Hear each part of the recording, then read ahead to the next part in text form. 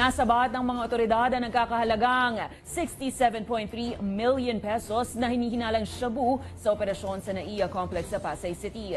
Agad din naaresto ang consignee ng parcel. Sa ulat ng NAIA Interagency Drug Interdiction Task Group, aabot sa halos 10,000 grams ng puting crystalline substance ang nakuha sa operasyon. Nakadeklara rin itong spare parts na galing sa Mozambique, Africa.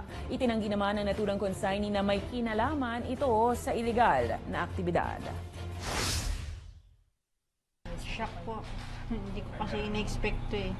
Sa first time ko to sa ganitong buhay ko na makakita ng ganyang karami. Tsaka hindi ko alam kung anong halaga niyan.